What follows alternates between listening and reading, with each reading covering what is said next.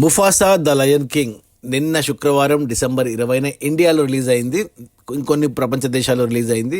Major market అయిన అమెరికాలో క్రిస్మస్కి రిలీజ్ అవుతుంది. సో ఇండియా కలెక్షన్స్ చూసుకుంటే నిన్న మొదటి రోజు ఇండియాలో ఈ సినిమాకి 9 కోట్ల నెట్ వచ్చింది. అది ఎక్సలెంట్ అని చెప్పాలి. బట్ అందులో ఆ 9 కోట్ల నెట్లో 2 కోట్లు మనకు తెలుగు రాష్ట్రాల నుంచే వచ్చింది. అందుకు కారణం Mahesh Babu voice over. So మిగతా అన్ని ఏరియాలతో పోల్చుకుంటే తెలుగులోనే కలెక్షన్స్ బాగా ఉన్నాయి ఇంగ్లీష్ కంటే కూడా. ఎందుకంటే Mahesh Babu voice power, Mahesh Babu star power అది. నేను కూడా ఇంగ్లీష్లో చూశాను, తెలుగులో చూశాను. నాకు బాగా నచ్చింది.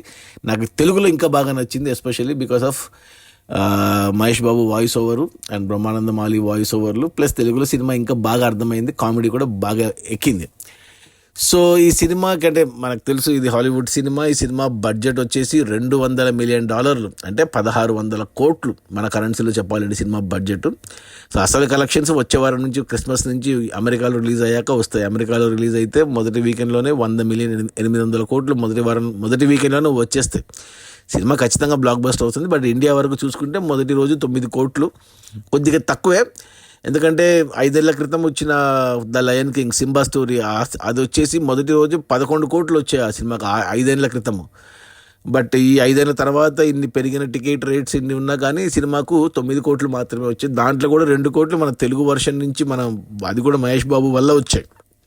లేకుంటే ఇంకా కలెక్షన్స్, నెట్ కలెక్షన్స్ ఇవి అంటే జిఎస్టీ తీసేస్తే మరి చూడాలి మరి ఇండియాలో మరి ఎలా ఉంటుందో. బట్ తెలుగులో మాత్రం ఎక్సలెంట్గా ఉన్నాయి collections because of Mahesh Babu. శని ఆదివారాల్లో సినిమా ఖచ్చితంగా కుమ్మేస్తుంది.